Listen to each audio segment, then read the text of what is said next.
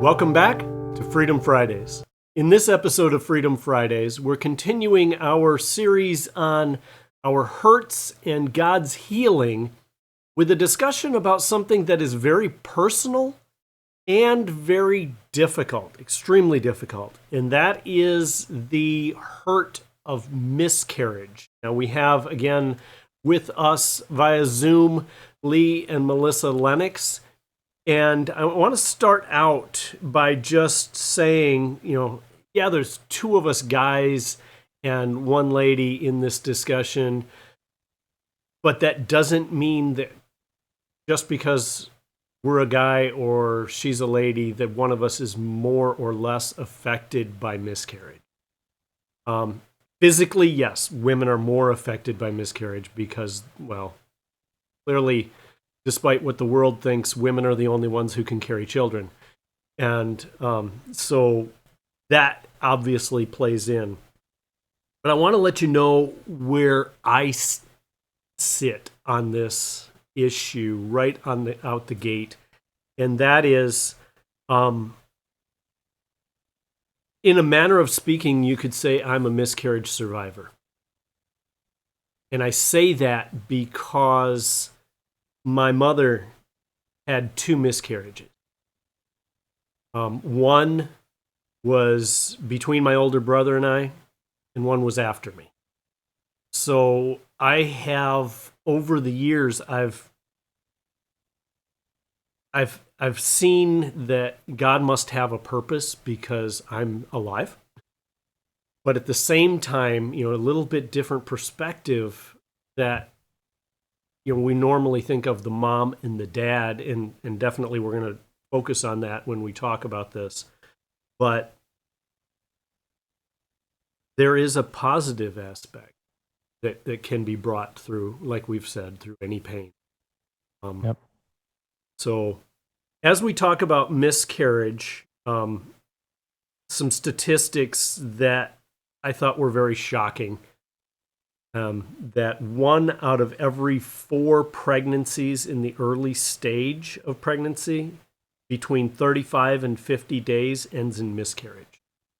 I never understood that before. 25%. That's huge. That is huge.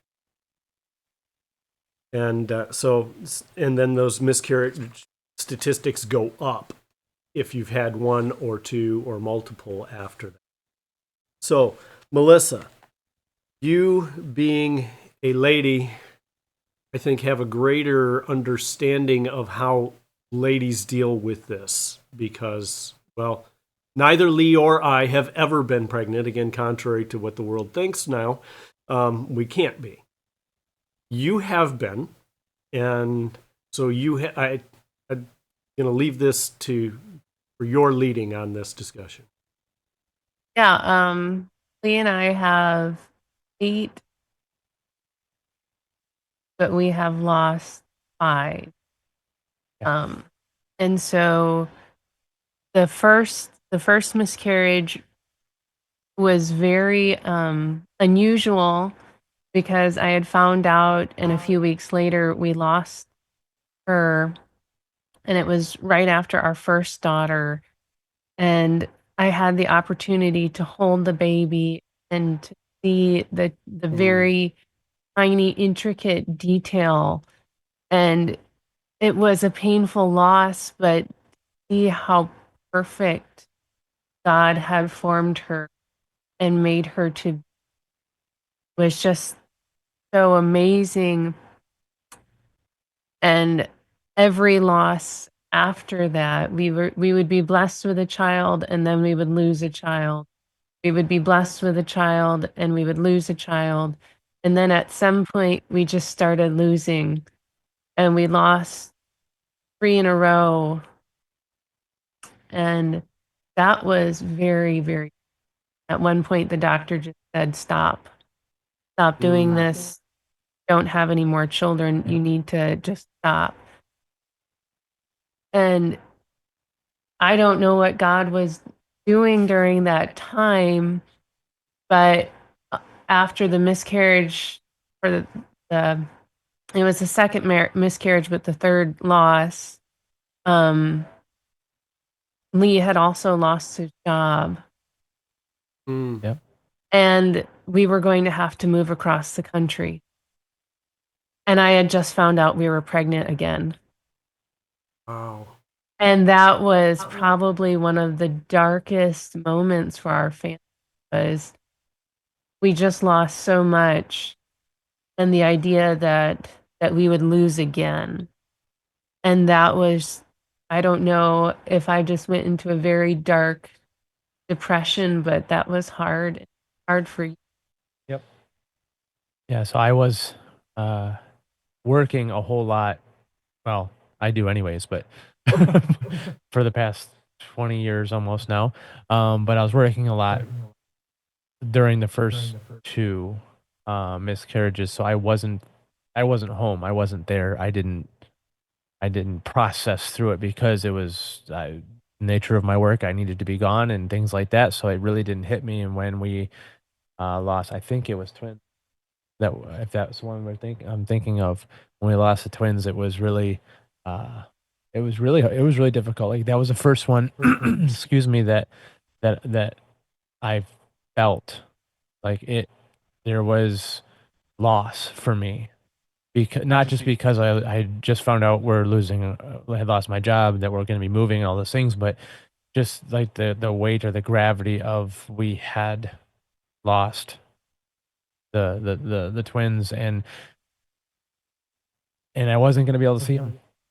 You know, we had four four living kids at that time, and the joy of having them with us and all that, and they're still a joy, even now that they're getting older.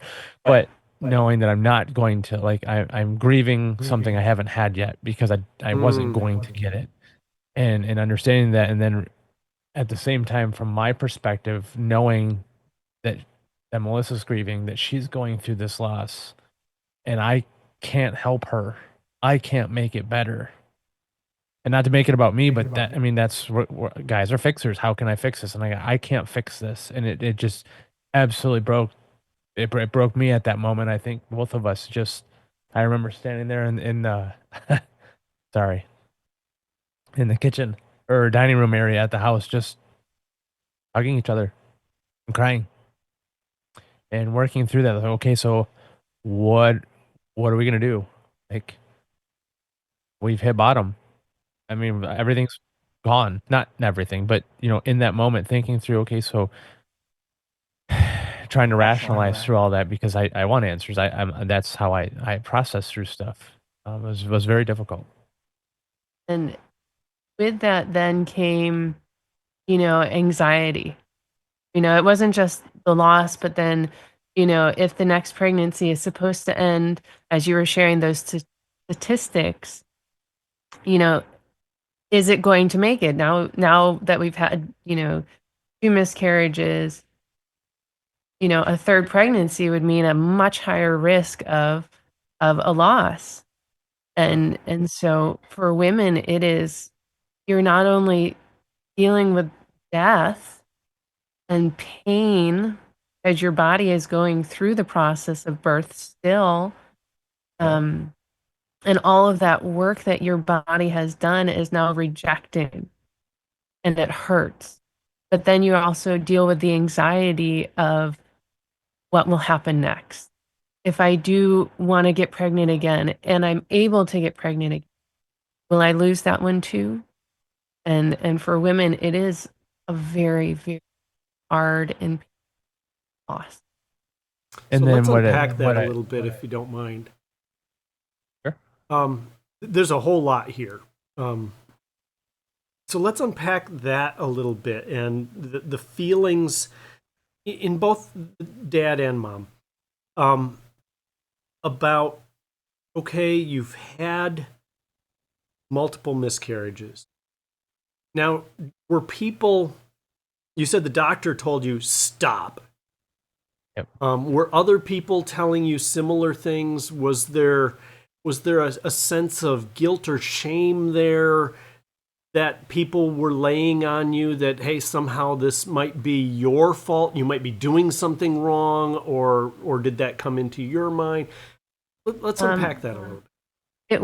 It was challenging because one of his managers made the comment that, you know, women work too hard, and I had been carrying wood in for the fire, so I always wondered, was it my fault? Did you One of lift the too nurses, much? yeah, did I lift too much? Did I work too hard? One of the nurses at the hospital um, reported it as an abortion. Seriously? Yeah. It's Well, a lot of times I mean, was it like a self?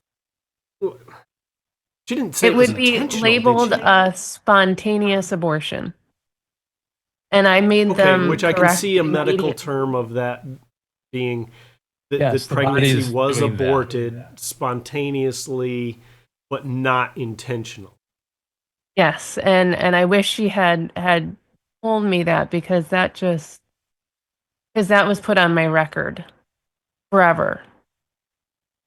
And I was like, "No, I didn't do that. I didn't make that choice. Right. Please fix that."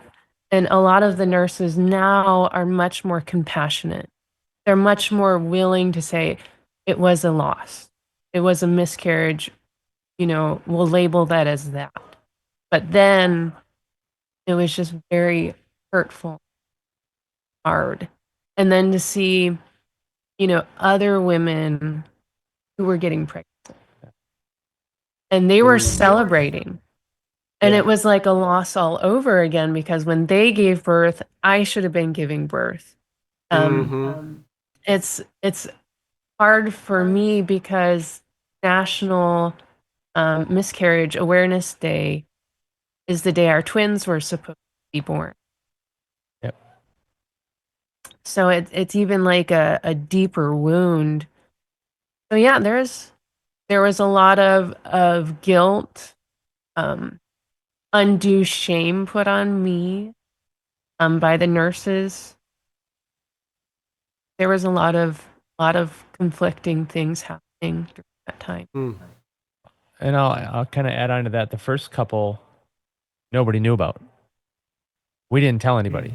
We bottled it up. We kept it to ourselves. We processed. Well, Melissa processed through it. Like I said, I wasn't there a whole lot, but we didn't let anybody know. And so on the other side of it, there wasn't the compassionate coming alongside and ministering to and caring for us that we needed because we didn't share. And I'm not saying that this is something we just broadcast all over social media and things like that, but Right. within our local church, nobody knew. The pastor didn't know. And he'll find out now when he watches, but that was almost 18 years ago. So we didn't have for those that could have and would have helped care for us spiritually, they had no idea. But then with the twins, it was I mentioned it at work, because I got the phone call and I told my manager I got to go home, and then that's when they were. I mean, there's people started stepping in and caring, like the body should do. But that was another difficult thing to try and walk through that alone. Sure. Even just the two of us. By the way, I really appreciate you guys being so open and honest about this, because I'm sure this reopens a lot of those wounds. That I can tell in the tone of voice that this is difficult to talk about, and understandably so. So, if you could talk to us a little bit about how, especially after the twins, how did the church, what things did they do right, and then through others, what did they do? Could they have done better? The church, as in your local body around you. How did other believers do things right, and how could they have done things better? There was one young lady who absolutely adored our kids. And so she was there with our kids. She was watching them. She was making sure they were okay. She was making sure we were okay. She would let us go to the doctors whenever, and she would be there as late as, midnight, and she didn't care because she truly, truly cared about our family. Um, it was hard because, miscarriage is such a taboo thing, and people often don't know what to say. They don't know how to help. Yep. It's almost like that buck up, buttercup, you'll be fine mentality back in the day where you didn't talk about it. If it happened, you just dealt with it. And so, unfortunately, for a lot of the older generation, it was, it happened and you move on with life. And so it was miscarriage in and of itself is a very lonely, lonely ordeal because people just don't know how to. Well, and one of the encouraging things is when, so we were at Bible college at the time. I'm working there, and so my coworkers are believers. It wasn't, and most of them, we all went to the same church anyways.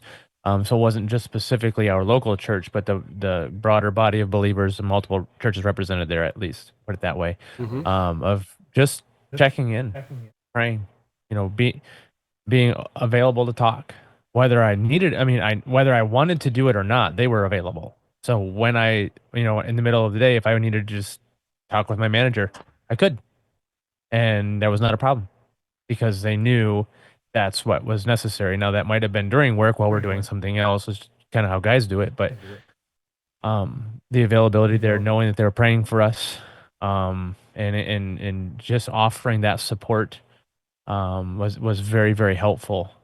I think one of the things, and it doesn't just fall into the miscarriage side of things, but when there's death or loss or things like that, um, generally the body is really good. The church body is really good about the initial couple weeks, um, and being there, and so with the twins, and they were, and it was great, and then we did have support even on after that, but a lot of times it it ends after 2, 3 weeks or a month, and then there's no checking in. I'm not saying we needed meals or anything like that, but just, hey, I'm still praying for you, as in that encouragement side of things. I think in general that's where the body of believers, or even outside of the church, where that care starts to go away, because we've moved on. As it's not affecting us, we're not walking through that, so we've moved on to work and things like that,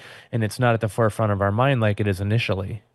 So what could be done better, and there's some instances of this with us, was that I would have appreciated being checked in on later, you know 2, 3 months down the road. Hey, just how are you still processing through that, or how can I help you? And then I would say having people within the church, and this is just I'll say a personal thing for me, but people within the church um, that have a mind to care for people, the soul care aspects that coming alongside the biblical counseling. Um, to have a trained biblical counselor. It doesn't have to necessarily be certified, but to be able to take the word of God and handle it correctly, and then apply it to our situations and walking through that. Of course, that's that would have been a huge thing that is very, at least has been very lacking in many, many churches. Thank you all for tuning in. We'll see you next week on Freedom Fridays.